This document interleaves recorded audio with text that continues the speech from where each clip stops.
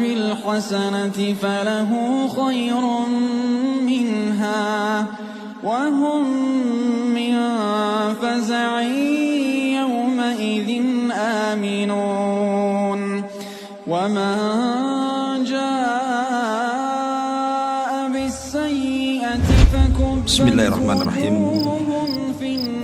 السلام عليكم ورحمة الله وبركاته.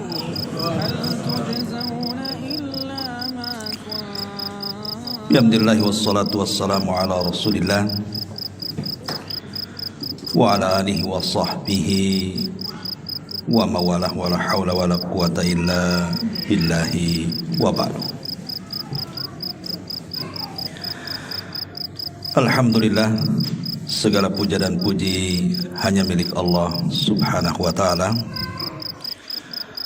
Salawat dan juga salam kita hadiahkan kepada Rasul kita Nabi besar Muhammad sallallahu alaihi wa ala alihi wasallam. Pembahasan di siang ini sebagaimana yang diminta, kita akan membahas tentang seputar lika-liku kehidupan alam barzakh.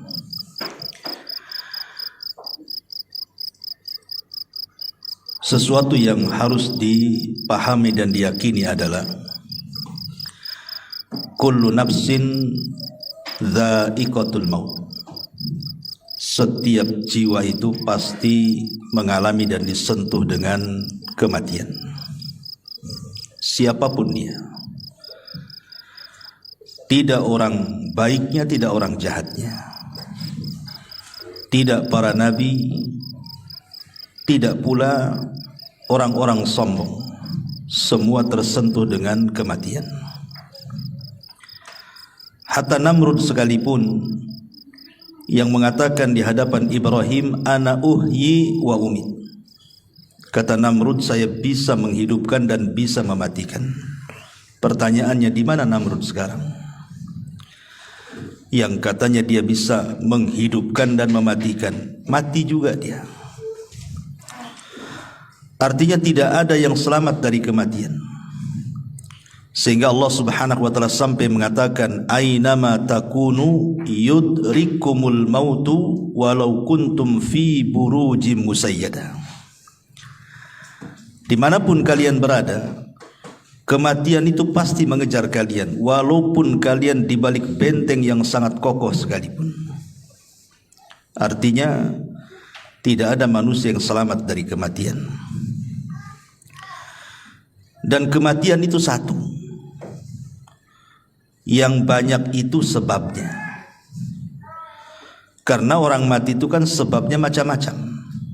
Ada yang ketabrak mati, ada yang terkena runtuhan mati, ada yang tenggelam mati, ada yang dibunuh mati, ada yang tidak ngapa-ngapain, duduk di kursinya aja dia bisa mati.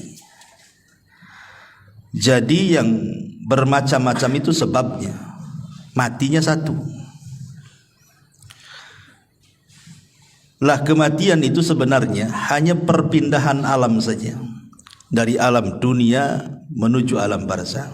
Disitulah ada benteng yang disebut dengan barzakh. Benteng inilah yang menjadikan kehidupan setelah kematian itu menjadi gaib bagi kita.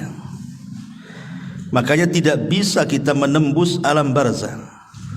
Umpamanya sengaja kita letakkan CCTV, taruh di kuburan, kemudian kita sambungkan di handphone kita atau mungkin di laptop kita.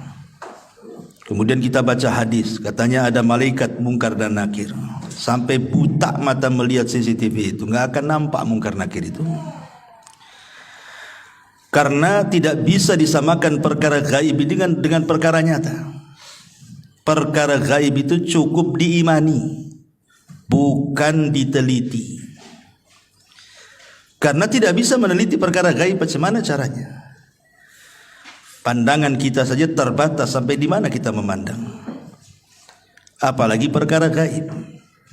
Maka kenapa di antara ciri orang yang beriman di permulaan surah Al-Baqarah itu, alladzina yu'minuna bil ghaib, orang yang beriman betul dengan adanya yang gaib. Tapi yang ingin kita bahas di siang ini adalah apakah orang-orang yang sudah meninggal itu. Ada beberapa poin. Pertama, apakah orang-orang yang meninggal itu merindukan kita? Jadi kalau kita datang ziarah kubur, apakah mereka rindu dengan kita? Yang kedua, apakah mereka bisa mendengar apa yang kita ucapkan di atas kuburan itu? Yang ketiga, apakah kalau seandainya keluarga kita meninggal duluan, kemudian kita menyusul, kemudian ruh kita dengan ruh mereka akan saling menziarahi?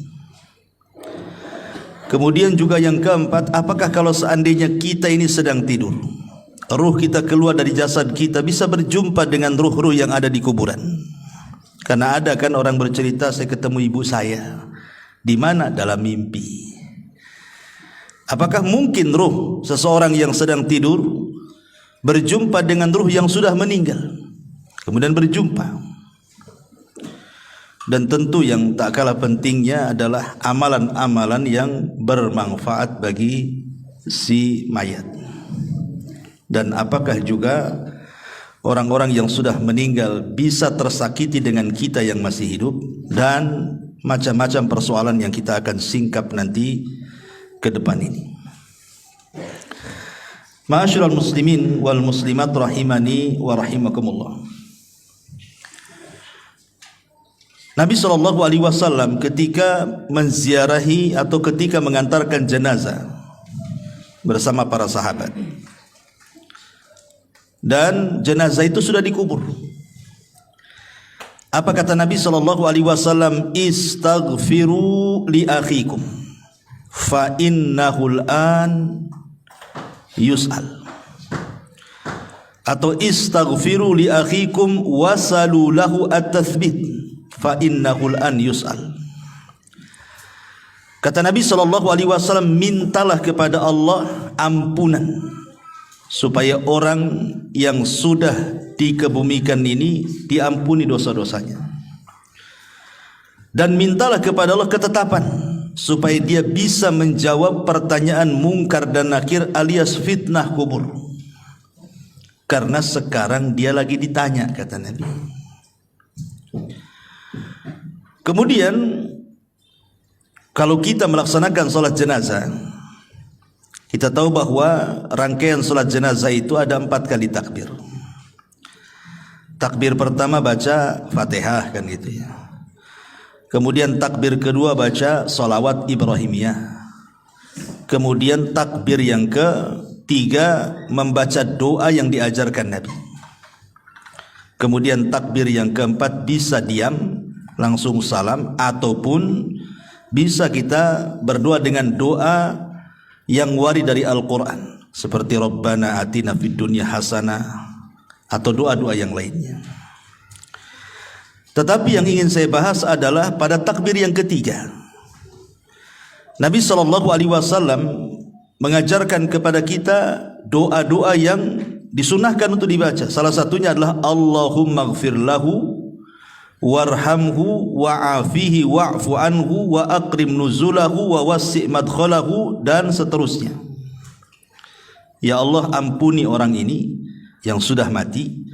Ya Allah, rahmati orang ini. Ya Allah, maafkan orang ini. Ya Allah, muliakan kedudukannya. Ya Allah, luaskan kuburannya, dan begitu seterusnya. Dari 2 riwayat ini bisa kita simpulkan bahwa kewajiban kita apabila sedang mengantarkan jenazah dan jenazah itu sudah dikubur, maka ada 3 doa yang dianjurkan seorang muslim dibaca sebelum pulang dari kuburan. Kalau memang kita tidak sempat ikut memegang cangkul, memasukkan tanah ke liang lahatnya, maka cukup sebelum pergi ambil 3 kepal tanah, kemudian letakkan di kuburannya, minta 3 perkara. Pertama, mintakan ampun kepada Allah. Dan ini berlaku kepada setiap yang ziarah kubur, tidak mesti yang mengantarkan jenazah saja. Umpamanya kita ziarah kubur kapan saja. Bagi laki-laki kan sunnah. Ziarah kubur itu kapan saja. Tapi bagi perempuan tidak disunnahkan kecuali sekali-kali. Karena Rasulullah SAW melaknat wanita-wanita yang sering ziarah kubur. Tapi kalau sekali-kali boleh. Imam yang mengantarkan jenazah atau yang berziarah kubur, jangan lepaskan 3 doa ini. Pertama, minta ampun kepada Allah agar orang yang dikubur itu diampuni dosa-dosanya. Berdasarkan hadis istaghfiru li akhikum, mintakan doa ampunan untuk saudaramu. Yang kedua, minta kepada Allah Subhanahu wa taala agar orang yang dikubur itu ditetapkan jawabannya. Karena ada hadis yang panjang sekali dari hadis Bara bin Azib radhiyallahu anhu. Ketika Nabi SAW menunggu liang lahat selesai digali, Rasul bercerita di hadapan para sahabat tentang kematian seorang mukmin. Bagaimana ruhnya ketika dicabut dari jasadnya. Lah salah satu lafaz dari hadis itu, ketika ruh itu sudah diangkat ke langit dengan catatan amalannya, Allah katakan kembalikan ruh ke dalam jasadnya, tapi angkatlah catatannya ke tempat yang paling tinggi di Iliyin, di sorga. Maka ruh itu dihantar dengan lembut, dimasukkan lagi ke dalam jasad. Ingat bahwa jasad dalam kubur itu mengikut ruh. Tapi kalau di dunia terbalik, ruh yang ikut jasad. Karena jasad dulu diciptakan di dunia itu. Baru ditiupkan ruh itu setelah jasad berusia 4 bulan kan. Baru ditiupkan ruh. Berarti kalau kita hidup di dunia, yang asal itu jasad dulu, baru ruh yang ikut. Karena jasad itu diciptakan. Tapi kalau sudah meninggal terbalik, jasad ini bisa jadi tanah, bisa hancur jadi tanah, dimakan cacing tanah. Tapi ruh tidak akan hancur. Berarti bukan ruh yang ikut jasad, tapi jasad yang ikut ruh. Makanya kemudian jasad itu akan ikut ruh. Dan disitulah Munkar Nakir bertanya, man rabbuk, siapa Rabb? Wa ma nabiyuk, siapa nabimu? Wa ma dinuk, apa agamamu? Artinya 3 soalan ini akan ditanyakan. Jawabannya bukan apa yang kita hafal di dunia. Kalau anda sekarang saya tanya, siapa Tuhanmu? Pasti dengan lantang Allah, Ustaz. Siapa nabimu? Dengan lantang Muhammad, Ustaz. Apa agamamu? Ya Islam lah. Masa Katolik kan gitu. Pasti lantang kita. Tapi apakah kemudian setelah kita dikubur kita sanggup menjawab? Belum tentu. Karena jawaban-jawaban itu ditentukan dengan amalan dia. Apakah dia sudah mengamalkan perintah, larangan Allah, mencintai Nabi, betul-betul mempelajari Islam kan itu. Makanya di sini dihajatkan bantuan dari kita yang masih hidup. Berdoa kepada Allah agar dia bisa ditetapkan jawabannya. Karena penetapan jawaban itulah yang Allah katakan, yusabbitullahu alladhina amanu bil qawli tsabit. Allah akan tetapkan jawaban orang-orang yang beriman dengan jawaban yang mantap. Itulah yang menjadikan selamat orang itu dari azab kubur. Karena Utsman ibn Affan kalau diingatkan dengan kuburan menangis. Tapi kalau diingatkan dengan neraka santai saja dia. Padahal neraka lebih dahsyat dibandingkan azab kubur kan. Ketika ditanya, wa mayubkika ya Utsman, apa yang membuat anda menangis wahai Utsman? Maka Utsman mengatakan, wailakum, celaka kalian. Kuburan ini bisa saja dia raudhatun min riyadil jannah au hufratun min hufarin nar. Ingat, kuburan ini bisa jadi taman menuju taman-taman sorga, atau boleh jadi menjadi lubang menuju ke lubang neraka. Artinya menentukan selamat di akhirat, keselamatan di kuburan. Kalau selamat di kuburan, insya Allah kesananya mudah. Kalau tidak selamat di kuburan, maka dipastikan kesananya lebih sulit lagi. Makanya sebab itulah kita dianjurkan minta kepada Allah agar orang yang dikubur itu dimantapkan jawabannya. Ini yang kedua. Kemudian yang ketiga, berdasarkan doa dalam salat jenazah tadi, minta kepada Allah agar Allah merahmati. Minta kepada Allah satu, agar dosanya diampuni. Minta kepada Allah yang kedua, agar dia dimantapkan jawabannya. Minta kepada Allah yang ketiga, agar Allah memberikan kasih sayangnya. Sehingga dengan kasih sayang Allah itulah Allah akan mengampuni dosanya dan Allah akan memantapkan jawabannya. 3 soalan ini. Kapanpun antum ziarah kubur, minta 3 soalan ini, 3 doa ini. Ya, datang ke kuburan, kemudian ucapkan salam, kemudian mendekat kuburan, dan jangan bakhil, jangan datang ke kuburan itu mendoakan orang yang dikubur itu saja. Pamannya kita menziarahi orang tua kita yang sudah meninggal, jangan difokuskan kepada orang tua kita saja, tapi doakan juga orang-orang Islam yang dikubur di sekitarnya. Makanya ada doa yang diajarkan Al-Quran, Rabbana ighfir lana wa li ikhwanina alladhina sabaquna bil iman. Ya Allah, ampuni akan dosa-dosa saudara-saudara kami yang sudah mendahului kami dengan keimanan. Apa manfaatnya? Kenapa kita tidak fokus saja mendoakan orang tua kita? Kan memang tujuan kita kan menziarah orang tua kita. Kenapa pula yang lainnya kita doakan? Sebab kalau kita mendoakan orang muslim yang dikubur, umpamanya orang muslim ini mungkin ada 1000 kuburan di kuburan kaum muslimin di situ, berarti kita akan mendapatkan pahala 1000 orang yang kita doakan. Itu kalau di kuburan itu ada 1000 kuburan tuh. Kalau 2000 kuburan, berapa banyak kita akan dapat? Kalau seandainya kemudian kita mendoakan bukan hanya kepada yang sudah meninggal, yang hidup pun kita doakan. Allahumma ighfir li hayyina wa mayyitina, atau Allahumma ighfir lil muslimina wal muslimat wal mu'minina wal mu'minat al ahya'i minhum wal amwat, umpamanya. Ya Allah, ampunilah dosa-dosa orang mukmin laki-laki, orang mukmin perempuan yang hidup dan yang mati. Yang hidup berapa? Siapa yang bisa ngitung yang hidup? Satu kota Batam aja kita tidak tahu berapa jumlahnya. Satu Kepri lagi, satu dunia lagi. Berarti kita dapat pahala itu sebanyak jumlah orang Islam yang kita doakan yang hidup. Loh, yang enggak, yang mati. Berapa jumlah yang mati? Itu manfaatnya kita mendoakan orang-orang yang beriman di sekitarnya itu, supaya kita dapat pahala juga. Itu masalahnya. Masuk bakhil orang tuanya kiri kanan, ngapain saya doakan katanya. Enggak begitu. Karena orang muslim itu kal jasadil wahid, seperti jasad yang satu, baik ketika hidup ataupun ketika mati, saling mendoakan. Lah di antara adab doa itu adalah mengarah kiblat, bukan ngadap kuburan, bukan ngadap maisan, bukan. Mana arah kiblat? Pemain kuburan sebelah sini, arah kiblatnya ke sana. Jangan ngadap kuburan, ngarahkan ke kiblat.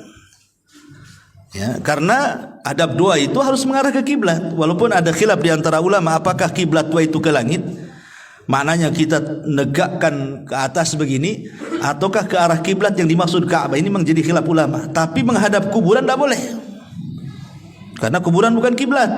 Ya, kiblat itu ke Mekah atau ke langit, gitu ya. Baru di situ kita meminta kepada Allah Azza wa Jalla, ya Allah, kalau memang dia orang tua kita, kita katakan, ya Allah, ampuni kedua orang tua saya. Ya Allah, tetapkan jawaban kedua orang tua saya. Ya Allah, berikan rahmat kepada orang tua saya. Dah selesai. Habis itu kita doakan saudara-saudara kita. Ya Allah, ampuni saya, orang tua saya, dan orang-orang Islam dimanapun, baik yang hidup ataupun yang mati di sini atau di mana saja di dunia ini. Itu berapa banyak kita ini pulang dari kuburan dapat pahala tuh. Ini adab yang pertama, ya, bahwa kita disuruh untuk mendoakan mereka. Yang kedua, apakah orang-orang itu merindukan kita? Pemain kita ziarah kubur kepada kedua orang tua kita. Apakah kedua orang tua kita itu rindu dengan kita? Senang kalau melihat kita di situ? Ini terjadi silang pendapat di antara ulama kontemporer atau ulama mutakaddimun. Kalau saya mendengar fatwa daripada Syekh Shalih Fauzan, saya lihat di YouTube, ketika ditanya apakah orang yang datang ziarah kubur, ketika datang kita ke kuburan itu, orang-orang yang dikubur itu senang dengan kedatangan anaknya ketika menziarahi orang tuanya. Maka kata beliau, iya, senang mereka dengan kedatangan kita. Tetapi senang di sini bukan menatap wajah kita, oh nampak sehat anaknya, alhamdulillah, bukan itu maksudnya. Yang dimaksud senang itu karena mereka menanti doa-doa kita. Jadi mereka itu menanti doa-doa kita, bukan karena ziarah kuburnya. Karena ziarah kubur itu manfaatnya bukan kepada orang yang mati, tapi ziarah kubur itu manfaatnya kepada orang yang hidup. Pada kita ini, kalau antum ziarah kubur, ibu bapak ziarah kubur itu manfaatnya untuk kita. Apa manfaatnya untuk kita? Nabi SAW bersabda, kuntu nahaitukum an ziyaratil kubur fazuruha fa innaha tudzakkirukumul akhirah. Dulu kata Rasul, aku larang kalian ziarah kubur. Sekarang boleh, silahkan ziarah kubur. Setelah mantap iman para sahabat, karena di zaman itu kan kuburan jadi ajang maksiat, baik kesyirikan ataupun bid'ah. Makanya Rasul melarang, takut para sahabat terseret kepada maksiat. Tapi setelah kokoh keimanan para sahabat, Rasul mengatakan fazuruha, sekarang kalian ziarah kubur silahkan. Manfaatnya apa? Fa innaha tudzakirukumul akhirah, supaya kalian mengingat akhirat, mengingat kematian, dan dilembutkan hati kita di situ. Ingat bahwa dengan mengingat akhirat, mengingat kematian, maka perkara-perkara besar di mata kita menjadi kecil, dan perkara-perkara kecil menjadi besar. Apa maknanya? Kenapa mengingat kematian atau mengingat akhirat itu menjadikan perkara besar jadi kecil? Sebab kalau seandainya Anda ini orang paling kaya, sakaya-kayanya di Batam ini, punya istana, punya tanah, punya kendaraan macam-macam lah, nggak ada orang yang lebih kaya dibandingkan Anda ini. Ketika kemudian datang ke kuburan, melihat kuburan, kemudian berpikir saya juga akan mati seperti dia, apa gunanya kekayaan kalau begitu? Kekayaan apa gunanya? Hidup di istana kalau ingat mati, apa gunanya istana? Mau ditinggal juga. Akhirnya kemudian dia pun tidak menganggap itu perkara besar, karena akan ditinggal dengan kematian kan. Itulah kenapa mengingat kematian itu mengecilkan yang besar, ataupun membesarkan yang kecil. Pamannya dia orang susah, tidak sekaya orang-orang kaya. Dengan mengingat kematian itu perkara kecil jadi besar. Nggak apa-apa, hidup di dunia kan nggak lama, nanti ada kehidupan yang lebih baik, yang lebih hebat, yang lebih megah, itulah sorga. Akhirnya dia tidak memikirkan kemiskinannya. Dari situ muncullah redha dengan pemberian Allah. Ujung-ujungnya ke situ. Dan puncaknya adalah memahami hadis Nabi SAW, man asbaha aminan fi syirbihi mu'afan fi jasadihi walahu qutu yaumihi faka'annama hizat lahu dunya bihadafiriha, kata Rasul. Orang kalau sudah mengingat kematian, walaupun dia susah hidupnya, yang penting ketika bangun di pagi hari aman keluarganya, gak ada yang menyakiti, sehat badannya, gak ada penyakit yang menimpanya, adalah makanan yang dimakan untuk hari itu seolah-olah sudah menggenggam dunia dengan segala isinya. Karena manusia itu di dunia cari apa kalau nggak tiga perkara ini kan? Pertama, aman. Orang itu pengen aman, suami pengen aman dari istri, istri pengen aman dari suami, orang tua pengen aman dari anak, anak pengen aman dari orang tua, orang pengen aman dari tetangga, tetangga pun pengen aman dari kita. Nggak ada ketakutan, nggak ada yang ngancam, nggak ada yang membuat takut, nggak ada takut disakiti, dihasadi. Orang kan pengen aman hidup itu. Sebab kalau aman itu tenang hati, itu yang dicari orang. Sampai-sampai orang itu sampai pindah perumahan itu gara-gara diganggu tetangganya karena nggak aman kan, terpaksa pindah rumah dia. Yang kedua, sehat badannya. Apalagi kalau sudah faktor UU tuh, yang sudah 40, 50, Itu kalau bangun gak ada yang sakit udah senang sekali itu. Tapi kalau bangun pinggang sakit, kaki asam urat, itu stres tuh. Ya, kolesterol naik, stres orang itu. Ya. Kemudian juga ada yang dimakan, nggak pusing, yang dimakan sudah ada, yang diminum ada. Apa yang dicari orang itu kan cuma 3 perkara. Sebab satu lolos dari 3 perkara ini nggak aman hidup itu. Contoh mamanya, badan sehat, ya kan? Tapi nggak aman. Istri disakiti suami, suami disakiti istri, nggak kerasan hidup itu. Walaupun sehat badannya. Ataupun mungkin oke lah dia harmonis rumah tangganya, anak-anaknya baik-baik, tetangganya oke-oke. Stroke pula lah dia, stres juga. Ya, oke lah sehat badannya, aman semuanya, tak ada yang dimakan pula dia, stres juga hidup itu. Nah kalau 3-tiganya sudah ada, tenang hidup di dunia. Itulah yang dikatakan menggenggam dunia, itulah karena 3 perkara ini yang dicari manusia. Makanya kemudian kalau orang ingat mati itu, perkara besar menjadi kecil, perkara kecil menjadi besar. Karena berujung dari mengingat kematian berakhir dengan redho, dengan pemberian. Awalnya ingat mati, ujungnya apa? Redho dengan pemberian. Kita akan mati juga, ngapain juga sibuk-sibuk. Tenang jadinya hati. Itulah tujuan ziarah kubur itu. Makanya ini bapak-bapak ini kalau sudah kasih mak-maknya ajak shopping, belokkan aja ke Tamiang tuh.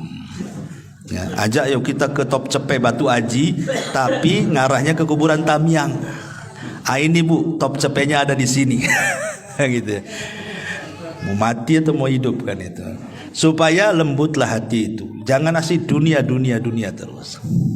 Jadi ziarah kubur itu manfaatnya untuk siapa? Untuk kita yang berziarah, bukan untuk orang mati. Orang mati itu bermanfaat kalau kita berdoa. Doanya itu yang manfaat. Itulah yang membuat penghuni kubur senang dengan kedatangan kita maksudnya. Ini satu pendapat, ya. Tetapi Syekh bin Baz rahimahullah ta'ala yang saya baca dalam fatwanya, dia tawakuf dalam masalah ini. Apakah kemudian kalau kita ziarah kubur, penduduk kubur itu senang atau tidak senang? Kita tidak bisa mengatakan iya ataupun tidak. Kan ini perkara gaib masalahnya. Perkara gaib itu tidak bisa ditetapkan kecuali dengan dalil. Kalau tidak ada dalil, tawakuf. Tapi yang jelas bahwa okelah kita tidak mengatakan dia senang ataupun tidak senang. Tapi yang namanya doa bagi para penziarah kubur untuk para penghuni kubur itu, itulah yang disepakati para ulama sampainya pahala kepada orang yang meninggal. Kan amalan-amalan nanti saya jelaskan. Amalan-amalan itu kan banyak tuh yang bermanfaat kepada untuk orang yang sudah meninggal itu.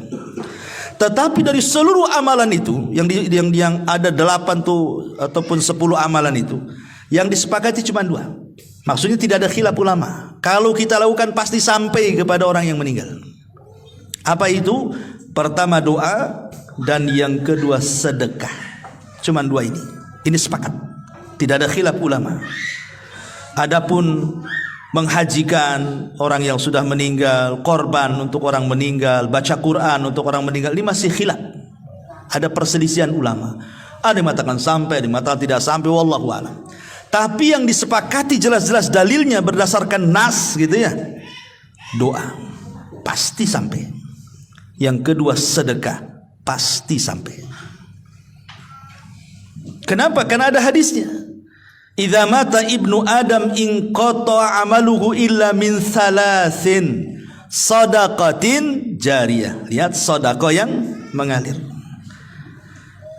Kemudian au ilmin yuntafa'u bihi, ilmu yang bermanfaat, au waladin salihin yad'u, anak yang soleh yang mendoakan. Maka sedekah dan doa itu sepakat sampai. Jadi kalau kita ingin ngirim pahala kepada orang yang meninggal, yang jelas-jelas ini berdoa, tidak mesti di kuburan. Doa itu di mana saja akan sampai. Dan jangan diyakini doa di kuburan lebih sampai dibandingkan doa di masjid. Tidak ada keyakinan seperti ini. Justru di masjid ya lebih afdol kalau berdoa kan. Udah rumah Allah, tempatnya bersih gitu ya.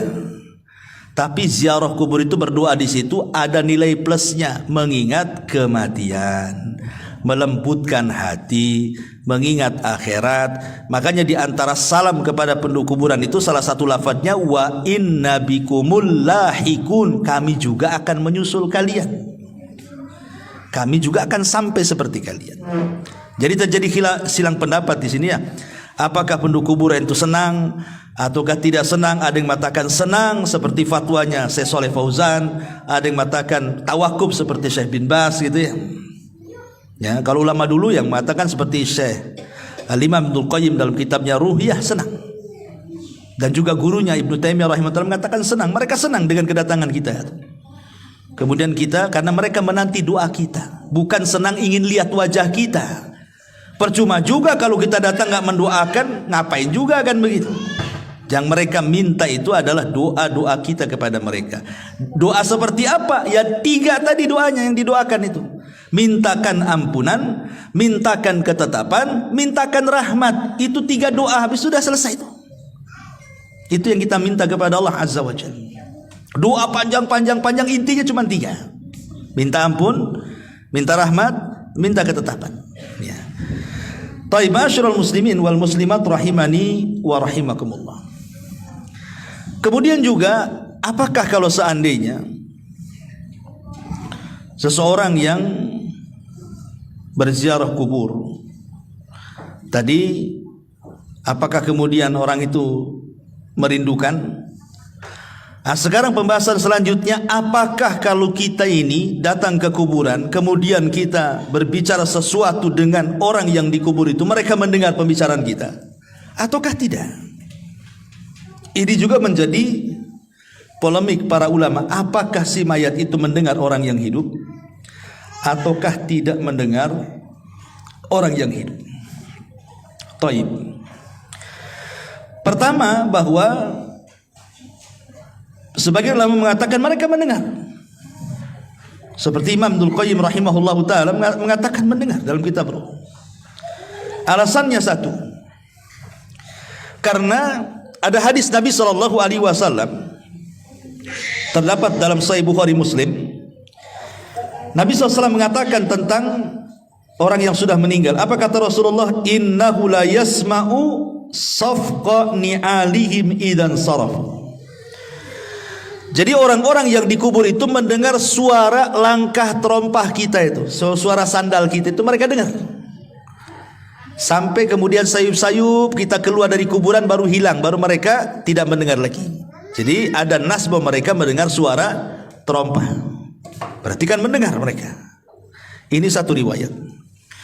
Riwayat yang kedua, ketika terjadi perang Badar, banyak tokoh-tokoh musyrik itu dibantai oleh kaum muslimin, seperti Abu Jahal atau Amr ibn Hisham, kemudian Umayyah ibn Khalaf, kemudian Syaibah, kemudian Al-Walid. Banyak tokoh-tokoh Quraisy itu yang meninggal di perang Badar. Lah ketika kemudian bangkai-bangkai tokoh-tokoh musyrik ini akhirnya diletakkan di sebuah lubang, sebuah sumur, dilempar ke dalam lubang. Tiba-tiba kemudian Nabi SAW mendekati lubang Badar itu, yang di situ bangkai-bangkainya orang-orang tokoh-tokoh musyrik sekelas Abu Jahal, Umayyah dan CS dan yang lainnya itu. Tiba-tiba Nabi SAW ngomong pula di sumur itu. Apa kata Nabi SAW? Dia mengatakan, disebutkan satu-satu tuh, ya Aba Jahl ibn Hisham, ya Umayyah ibn Khalaf. Kemudian kata Nabi SAW, telahkah sampai kepada kalian janji Allah kepada kalian? Sungguh janji Allah yang Allah janjikan kepadaku sudah sampai kepadaku, katanya. Umar bin Khattab heran, ngapain Nabi SAW ngomong di depan lubangnya bangkai-bangkai orang-orang musyrik jahiliyah itu, orang-orang musyrik, tokoh-tokoh musyrik itu. Kok Nabi kok ngomong di situ? Jadi Umar bin Khattab radhiyallahu mengatakan, ya Rasul, innahum jusas, mereka bangkai-bangkai, kenapa kau ajak ngomong, katanya. Apa kata Nabi SAW? Di hadapan Umar bin Khattab, walladhi nafsi biyadi, ma anta bi asma lima aqulu minhum, walakinnahum la yaqdiruna an yujibu. Umar, engkau tidak lebih mendengar daripada aku tentang mereka. Aku ngomong itu mereka dengar, tapi mereka tak bisa jawab katanya. Artinya kan mereka dengar di sini. Karena Rasul ngajak ngobrol di situ. Ya, makanya Umar mengatakan, kok bangkai kau diajak bicara katanya. Maka Rasul tidak. Kau tidak lebih dengar daripada aku, kata Rasul. Demi zat yang jiwaku berada di tangannya, engkau tidak lebih mendengar daripada aku, kata Rasul. Tapi mereka tidak sanggup jawab saja. Kemudian juga dalil yang ketiga, kita disuruh mengucapkan salam.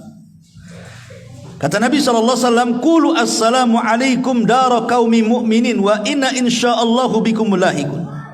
Ucapkan kalau kalian masuk kuburan, keselamatan bagi kalian wahai penduduk kubur dari kalangan orang-orang yang beriman, dan insyaallah kami pun akan menyusul kalian.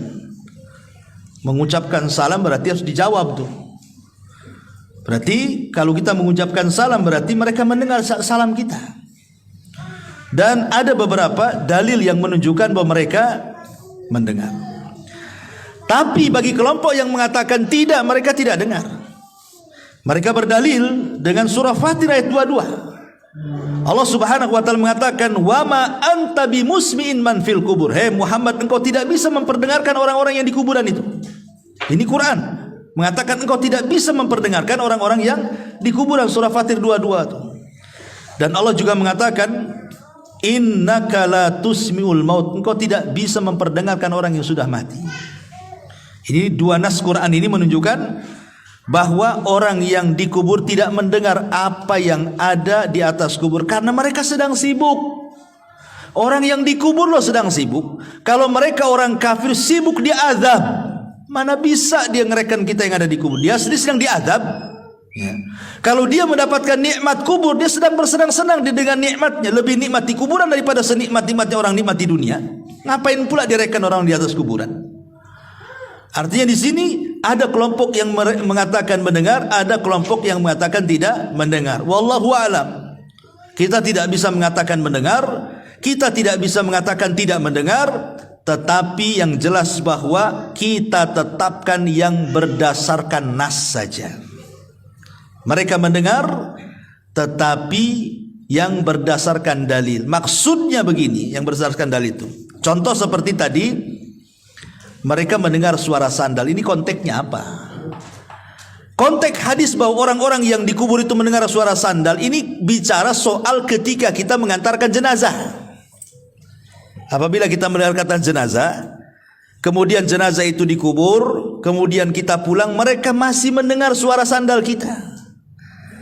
Apakah setelah kemudian kita pulang kemudian ziarah kubur dengar lagi suara sandal? Ya enggak juga kan begitu. Artinya konteksnya hanya ketika menguburkan saja mereka dengar. Apakah mereka mendengar seterusnya? Itu Allahu a'lam. Ya. Ataupun ketika kita mengantarkan jenazah dari rumah menuju kuburan. Kalau dia orang yang beriman, maka dia mengatakan kepada orang pengantar-pengantar itu, mengatakan apa? Segerakan aku, qaddimuni. Nah, kan? Karena dia mendengar suara orang yang mengantarkan dia ke kuburan kan. Tapi kalau dia orang jahat, dia mengatakan, wailakum aina tadhhabun. Celaka, kau mau pergi kemana aku ini katanya. Mau dibawa kemana aku ini katanya. Dia mendengar. Ya. Nah, itulah yang dinaskan. Jadi maksudnya di sini, apakah mereka mendengar seterusnya ataukah mendengar sesuai dengan nas? Menurut Syekh Utsman Khamis yang saya dengar di YouTube, bahwa kalau melihat dalil yang mereka mendengar secara nas saja, tidak seterusnya mendengar. Ya, walaupun kita tidak menafikan ada yang berpendapat mendengar terus. Kalau kita datang dan kita bicara mereka tahu. Ada yang mengatakan sama sekali tidak mendengar. Intinya ini menjadi ranah khilaf ulama. Ya, tapi yang selamat adalah kita tidak mengatakan mendengar, ya kita juga tidak mengatakan tidak mendengar. Kita ikut dalil saja. Wallahu a'lam.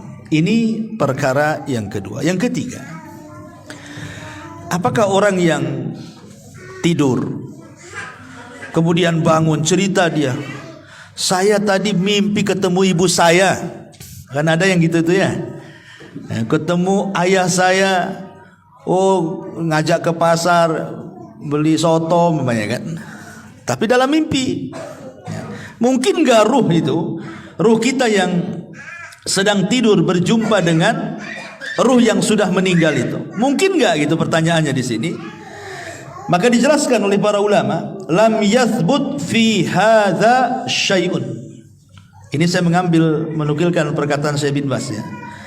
Memang tidak ada dalil sama sekali tentang hal ini, bahwa ruh orang yang tidur bisa berjumpa dengan ruh orang yang sudah meninggal. Tetapi kata Syekh bin Baz, innama dzakara ba'du ahli ilmi annal arwaha fin naumi qad taltaqiya bi arwahil amwat.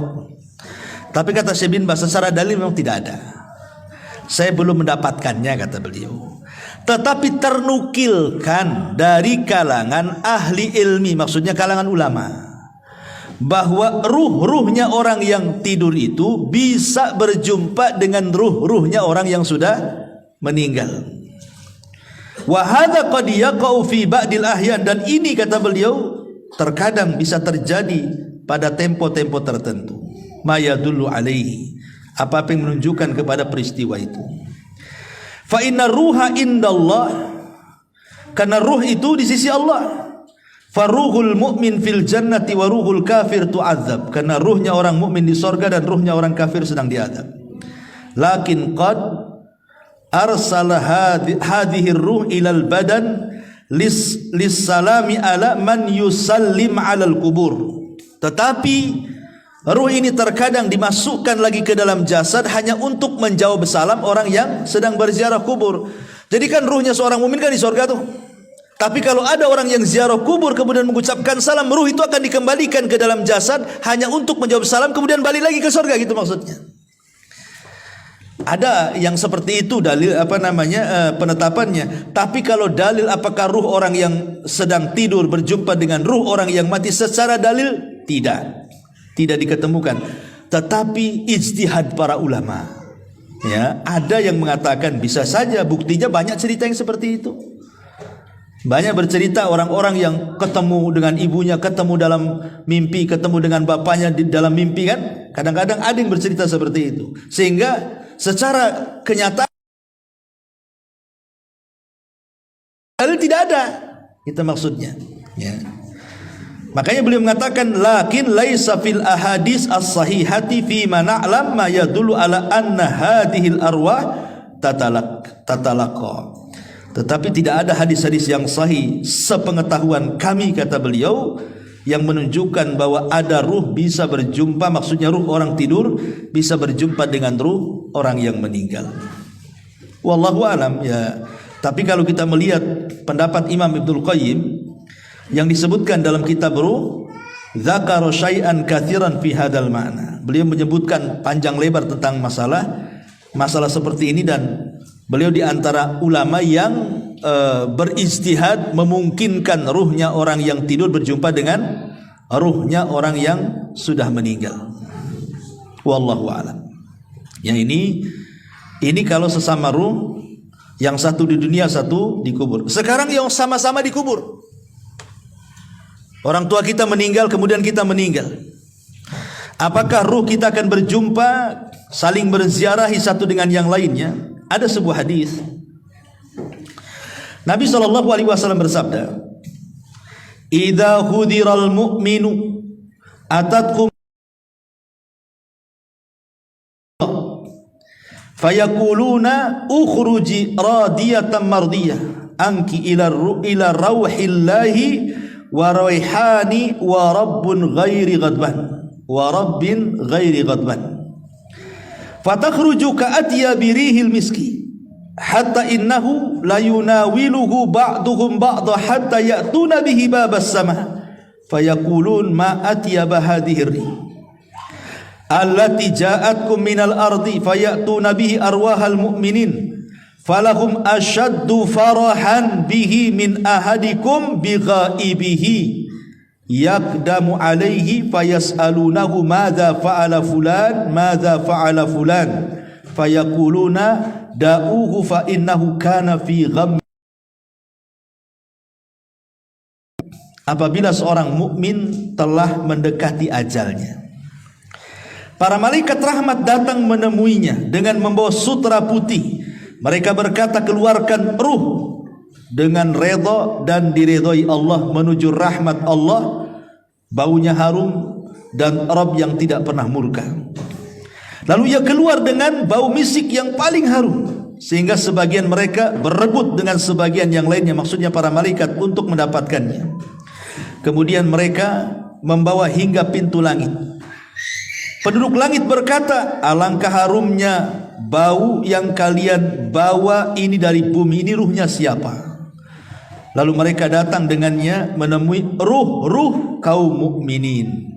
Mulai di sini saidnya nih.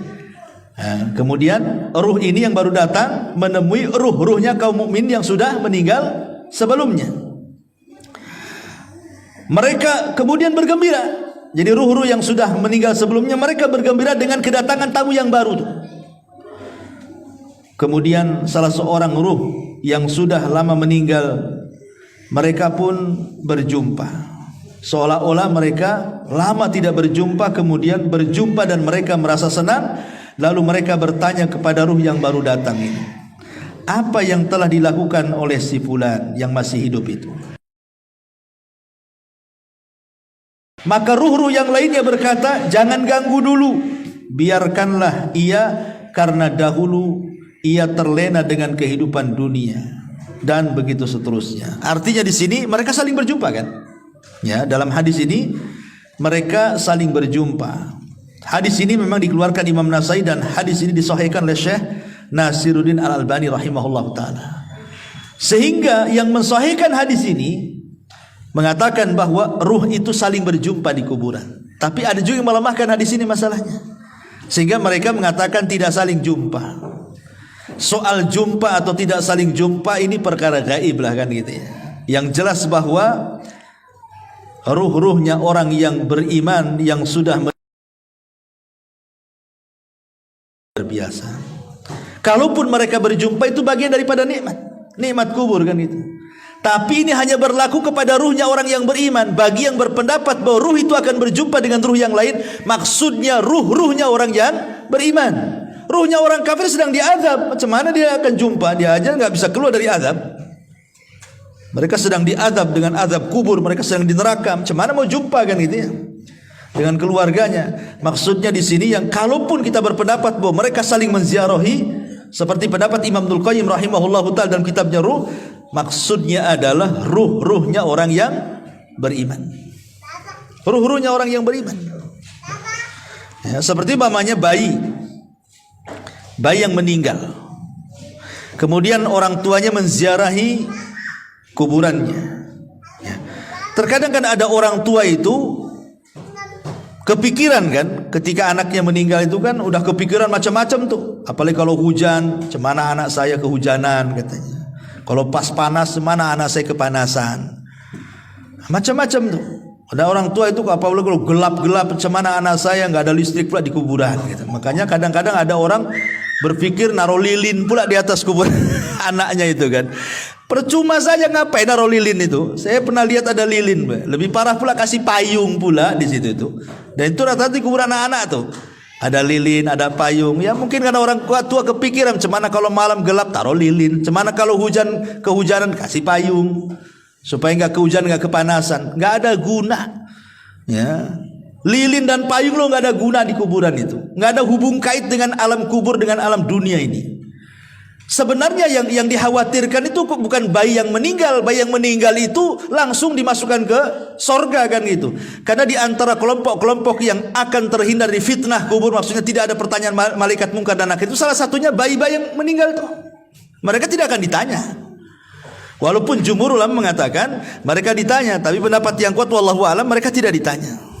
Karena ada beberapa orang yang tidak akan terkena fitnah kubur. Salah satunya para nabi. Para nabi tidak akan ditanya. Objek pertanyaannya siapa nabimu? Masa nabimu ditanya lagi? Siapa nabimu? Ya saya kan. Kan nggak mungkin juga kan itu ya. Nabi tidak mungkin ditanya karena dia objek pertanyaan. Para siddiqin tidak mungkin ditanya. Para syuhada tidak akan ditanya.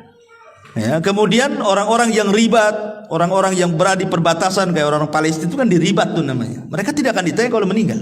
Termasuk juga bayi-bayi yang meninggal, termasuk orang gila tidak akan ditanya tuh.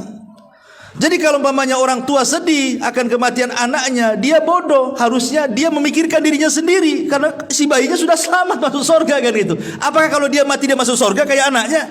Harusnya dipikirkan jangan bayinya, dia yang dipikirkan harusnya, gitu maksudnya. Kalau bayi yang meninggal itu udah jelas-jelas dia masuk surga. Bahkan dia akan jadi syafaat bagi orang tuanya. Bahkan kalau orang tuanya beriman, maka bayi itu akan menunggu di pintu surga. Dan dia mengatakan di hadapan Allah, ketika Allah mengatakan masuk kau ke dalam surga, kata bayi ini, enggak, saya tidak akan masuk surga sampai saya mau orang tua saya tarik bajunya masuk juga ke surga. Dan itu hadisnya. Artinya kalau orang tua ini dia bisa bersabar, kemudian juga ihtisab, dan dia bisa mengucapkan alhamdulillah, maka akan dibangunkan satu istana di surga dan Allah beri nama Baitul Hamdi, rumah pujian. Kalau bisa melakukan 3 perkara saat kematian buah hatinya: sabar, mengharap pahala, dan dia bisa bersyukur. Ucapkan innalillah wa inna ilaihi rajiun, Allahumma hjurni fi musibati, alhamdulillah ala kulli hal. Ini 3 ucapan. Kalau dia bisa mengucapkan 3 ucapan ini, maka Allah bangunkan satu istana Baitul Hamdi di surga. Ya, saya ulang, kalau umpamanya ada orang tua meninggal bayinya, pertama ucapan apa? Innalillah wa inna ilaihi rajiun. Ini tanda kesabaran. Tanda orang sabar, dia bisa mengucapkan innalillah wa inna ilaihi rajiun. Kemudian yang kedua ihtisab, mengharap pahala, berdoa kepada Allah, Allahumma hjurni fi musibati, ya Allah. Yang ketiga bersyukur, alhamdulillah ala kulli hal. Segala puji dan puja bagi Allah. Pertama, doa kaum muslimin bagi si mayat berdasarkan surah Al-Hasyr, alladzina sabaquna bil iman wa la taj'al fi qulubina ghillan lil ladzina amanu rabbana innaka raufur rahim. Dan orang-orang yang datang sesudah mereka, muhajirin dan ansar, mereka berdoa, ya Rabb kami, beri ampunlah kepada kami dan kepada saudara-saudara kami yang telah beriman lebih dahulu dari kami, dan janganlah engkau membiarkan kedengkian dalam hati kami terhadap orang-orang yang beriman. Ya Rabb kami, sesungguhnya engkau maha penyantun lagi maha penyayang. Ini yang pertama, doa, dan ini pasti sampai. Kemudian yang kedua, sedekah. Tadi saya ini yang sepakati, bersedekah. Kemudian yang ketiga, melunasi hutang si mayat. Ini bermanfaat. Karena di zaman Rasul pernah dimintai menyolatkan orang yang punya hutang, Rasul tak mau. Si mayat itu sudah dimandikan, sudah dikafankan, dan tinggal disolatkan. Setelah tinggal disolatkan, seorang sahabat kemudian menyampaikan kepada Rasul, semua sudah siap, silahkan Anda solatkan. Apa kata Rasul? Hal alaihi dainun, apakah dia punya hutang? Iya, 2 dirham. Dia punya hutang 2 dirham. Kata Rasul, solatkan oleh kalian, saya tidak akan menyolatkannya. Kemudian ada seorang sahabat namanya Abu Qatadah, min 2 dirham, aku yang bayar, solatkan dia. Kata Rasul, yakin kau bayar? Iya, saya bayar. Akhirnya Rasul menyolatkan. Besoknya ditanya lagi, Abu Qatadah, udah bayar enggak 2 dirham tuh? Rasul, baru kemarin dia mati. Tunggulah, katanya. Hari ketiga ketemu lagi, Abu Qatadah, sudah aku bayar 2 dirham itu. Sudah wahai Rasul. Apa kata Rasul? Al-an barudat kubru. Sekarang kuburannya sudah dingin. Kemarin panas tuh, kata. Ya. Jadi utang tuh bawa panas tuh di kuburan. Sekarang sudah dingin kuburannya, kata Nabi. Ya. Ini yang ketiga, melunasi utang. Kemudian yang keempat, mengqadha puasa. Kalau si mayat ini punya nazar berpuasa, belum sampai, maka walinya mengqadha puasa. Karena ada hadis mengatakan, man mata wa alaihi siyam sama anhu waliyu. Siapa yang mati dalam kondisi dia sedang melaksanakan puasa wajib, maka yang mempuasakanlah walinya. Pamannya dia punya anak 4 atau 5, dibagi-bagi sajalah. Pamannya ayahnya bernazar berpuasa sebulan, baru meninggal, nazarnya belum dilakukan. Ya sudah, sebulan tuh bagi 4 saja, berarti seminggu kan, anak 4 tuh bagi 4, jadi ya, selesai itulah ya. Nah, kemudian juga yang kelima, di antara yang bekas-bekas amal soleh. Bekas-bekas amal soleh, maksudnya bekas-bekas amal soleh itu mengajarkan ilmu kepada orang. Pamannya ibu ngajari anak surah Al-Fatihah, ya kan? Akhirnya anak itu bisa dia baca Fatihah karena ibu yang ngajari. Ketika ibu meninggal, anak ini baca Fatihah terus pada setiap sholatnya. Berarti ketika anak ini membaca surah Al-Fatihah, itulah sampai. Itu bekas-bekas kebaikan dia tuh. Makanya kalau bisa, ini orang tua ini saya anjurkan, ibadah-ibadah wajib dan yang sering dilakukan itu kalau bisa jangan orang lain ngajari. Yang namanya sholat, kalau bisa kita yang ngajari anak tuh. Ngaji, kalau bisa kita yang ngajari. Ya, jangan orang lain suruh ngajari, nanti pahalanya dikasih orang lain jadinya kan. Dia sholat terus karena orang itu yang ngajari, dia yang dapat pahala. Jadi yang wajib-wajib itu kalau bisa orang tua lah yang ngajari itu. Terutama ngaji lah, minimal surat Al-Fatihah gitu yang memang itu dibaca setiap sholat kan, supaya ngalir terus tuh. Ya, coba bayangkan pahala guru itu, guru TK umpamanya kan, itu dia dapat santri 20 semua yang ngajari Fatihah, guru TK, banyak dia pahalanya, udah mati tuh. Kalau seandainya kemudian anak didiknya besar jadi guru, punya murid jadi guru, itu namanya multi level pahala tuh. Sampai itu namanya baqiyatus salihah namanya.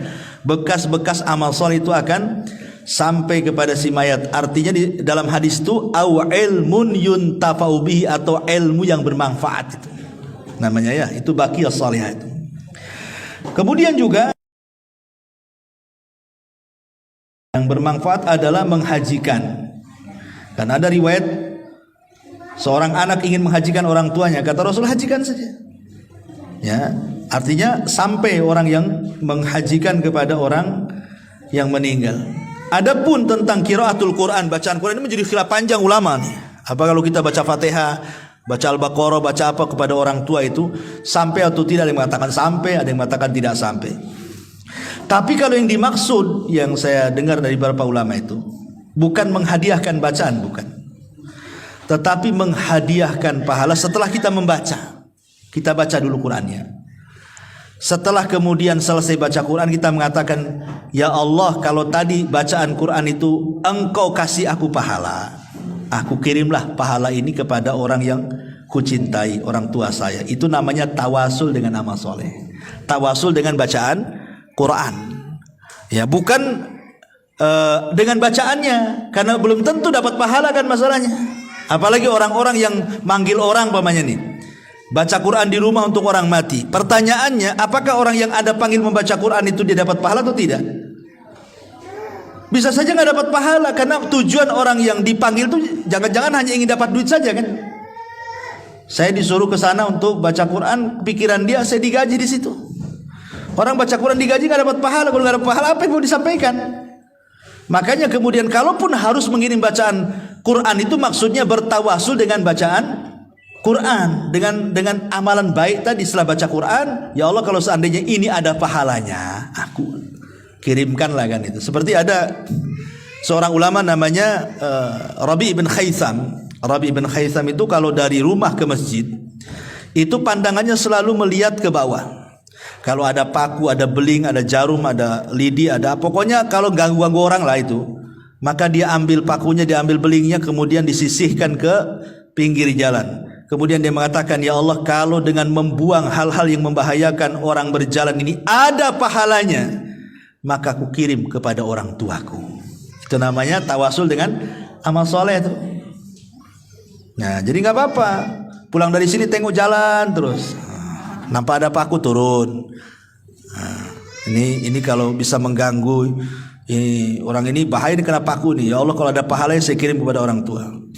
Jalan lagi nampak ada polisi tidur, wah ini bahaya ini. Nah, langsung ambil cangkul. Kan itu. Besoknya lebih tinggi lagi polisi tidur. Intinya bahwa Boleh seseorang begitu, tapi kalau yang mengirimkan bacaan, nah itulah yang jadi khilaf ulama, apakah sampai atau tidak ya. Wallahu alam, ini pembahasan panjang masalah ini. Bagaimana kalau seandainya orang tua kita meninggal dunia, kita ingin berbuat baik. Berbuat baik kepada orang tua yang sudah meninggal. Kadang-kadang anak ini baru menyesal ketika orang tua sudah meninggal. Kalau orang tua masih hidup tuh kadang-kadang nggak kepikir berbuat baik. Ya, tapi kalau sudah meninggal barulah kebayang kebaikan orang tua, baru terpikir ingin berbuat baik. Kan salah, harusnya ketika dia hidup kita berbuat baik. Sudah meninggal baru nyesel dia. Tetapi karena orang tua itu adalah sosok yang mulia bagi anak itu, tetap Allah Subhanahu wa taala masih memberikan kesempatan yang tidak sempat berbuat baik ketika masa hidupnya, ada caranya berbuat baik setelah kematiannya. Seperti apa? Satu, istighfar, lakukan. Minta kepada Allah agar orang tua kita diampuni. Dalam setiap sholat kita minta ampun kepada Allah agar orang tua kita diampuni. Yang kedua, berdoa kebaikan. Seperti tadi, doa supaya diampuni dosanya, dirahmati, ditetapkan jawabannya. Kemudian juga kalau dia punya hutang, selesaikan hutang orang tuanya. Masalah hutang piutang begini ya. Kalau orang tua kita punya hutang, apakah hutang orang tua setelah meninggal itu menjadi kewajiban bagi anak? Ini khilaf ulama. Kalau orang tua itu meninggalkan harta ya, orang tua itu meninggalkan harta banyak, maka wajib anak membayarkan dari harta dia. Wajib, nggak boleh tidak. Tapi kalau orang tua meninggalkan hutang dan dia tidak meninggalkan harta, maka tidak wajib bagi anak membayarkan hutang, kecuali hanya bab tabarruk, hanya ingin berbuat baik. Bisa dipahami ya? Jadi kalau orang tua kita ini meninggal bawa harta banyak, berarti wajib hutangnya dibayarkan dari mana? Dari harta dia, harta warisnya. Sebelum kita ambil hak warisan kita, bayarkan dulu hutangnya. Tapi kalau orang tua kita miskin, hutangnya banyak, apakah kewajiban anak yang dia kaya karena hasil dia bukan karena warisan orang tuanya wajib membayarkan? Tidak wajib. Ingat, tidak wajib.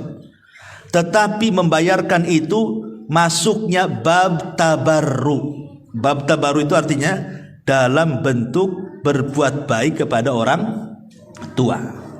Karena saya di dunia kurang berbuat baik kepada orang tua saya. Sekarang orang tua saya sudah meninggalkan hutang, dah apa-apa pakai uang saya. Tapi kalaupun tidak dibayar dari harta kita tidak ada masalah, karena bukan kewajiban. Karena kewajiban itu diambil dari harta waris. Ya, ini harus dipahami. Kemudian juga yang keempat, qada'un nadhar. Kalau memang orang tua punya nadhar, laksanakan. Itu birrul walidain namanya. Atau qada'ul kafarah kalau orang tua kita punya kafarah. Termasuk juga bersilaturahim dengan orang-orang yang baik dengan orang tua kita. Orang tua kita punya teman di mana? Dia baik dengan temannya. Ketika orang tua meninggal, baikilah teman orang tua kita semasa hidup. Ya. Maksudnya sambung silaturahim dengan dia. Nah, termasuk kalau orang tua kita suka ngasih-ngasih ya sama temennya, nah, kita kebiasaan orang tua yang baik kita lakukan juga ngasih-ngasih. Ya. Supaya kebaikan orang tua tidak hilang, kita teruskan. Nah, itu bentuk birrul walidain juga. Ya, menghormati teman orang tua gitu maksudnya. Termasuk juga berbuat baik kepada orang tua adalah ingat kebaikannya. Oh betul juga kata orang tua, kenapa dulu orang tua saya keras dengan saya rupanya ini. Nah, ingat dia akhirnya kan dengan kebaikan orang tua. Nah, dengan itu akhirnya hilanglah dendam-dendam anak kepada orang tua. Kalau ingat kebaikannya hilang tuh dendam itu. Ya, karena ada anak yang nggak tahu itu sampai mati orang tuanya masih dendam, nggak mau ziarah kubur tuh. Ya, mau apa sih ziarah kubur? Waktu hidup aja malas saya nengok muka dia. Nah itu anak durhaka itu. Ya, jadi ini diantara pembahasan yang bisa kita bahas. Ya, wallahu alam. Taib sampai di sini. Kalau ada yang bertanya, silakan.